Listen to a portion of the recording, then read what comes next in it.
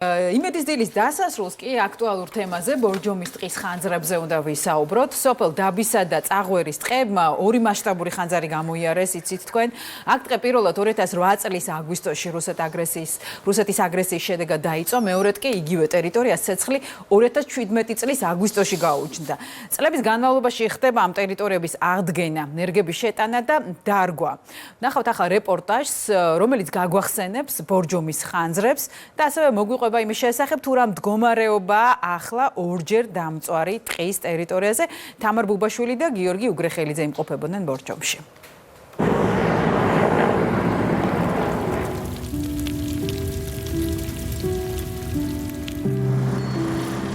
ზუსტად 3 წუთში დაიწყო. საერთოდ განადგურა სულ ყველაფერი. და რასაც ხედავთ ჩვენ აქ ყველაფერს ცეცხლი ეკრება და ყველაფერი ერთდროულად იწოვდა.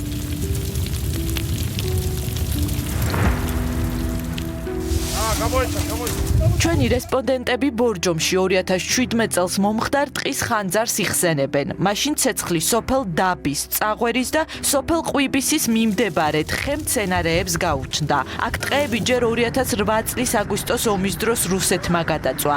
მეორედ იმავე ტერიტორიაზე მასშტაბური ხანძარი 2017 წლის აგვისტოში გაჩნდა.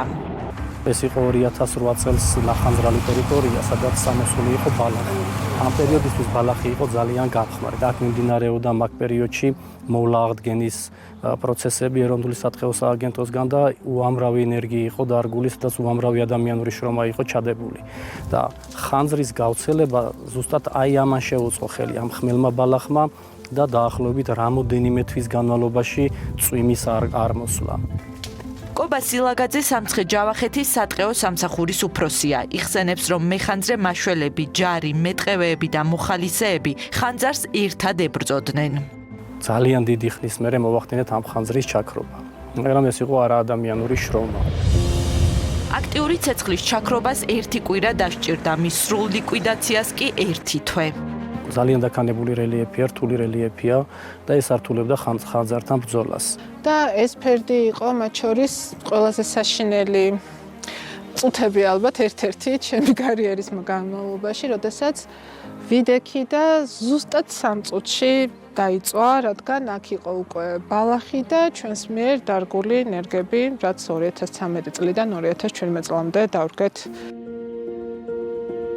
9 წლის წინ საკუთარი თვალით ნანახი ხანძრის დეტალები კარგად ახსოვს ნათია იორდანიშვილს, ეროვნული სატყეო სააგენტოს უფროსის მოადგილეს.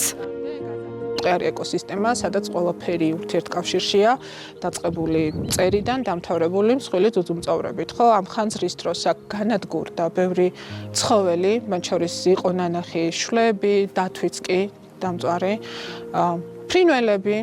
და ზოგადად, როდესაც ხანძარი ანადგურებს ეკოსისტემას, იქ უკვე ძალიან ძნელია დაბრუნდეს ამ ეკოსისტემის შემადგენელი ყველა კომპონენტი მოკლე დროში.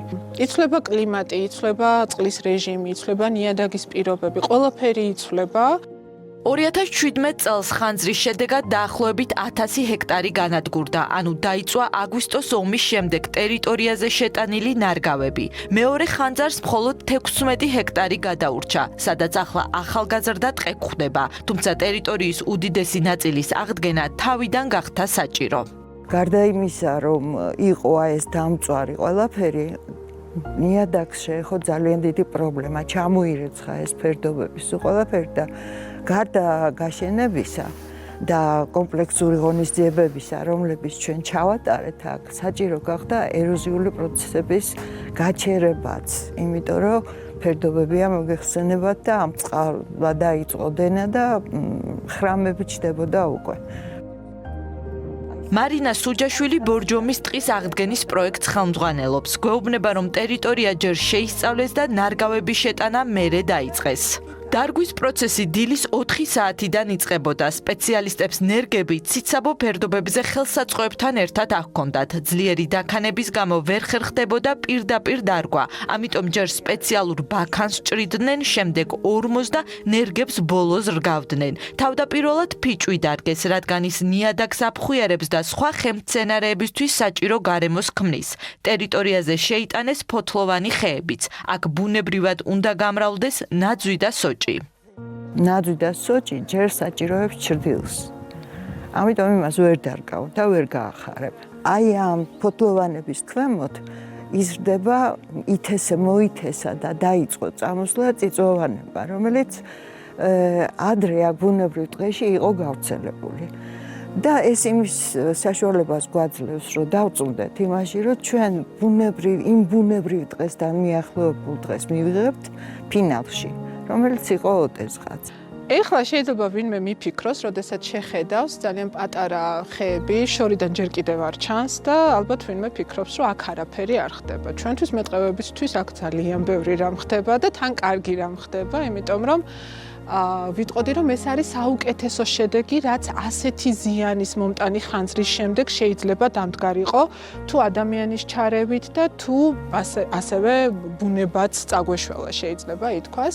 გრძელვადიანი გეგმის მიხედვით ჩვენ 51,000 ჰექტარზე უნდა განვახორციელოთ მოვლა აღდგენის ღონისძიებები, კერძოდ ითვალისწინებს ეს ბუნებრივი განახლების ხელშეწყობასაც, ამავდროულად დარგვის ღონისძიებებსაც.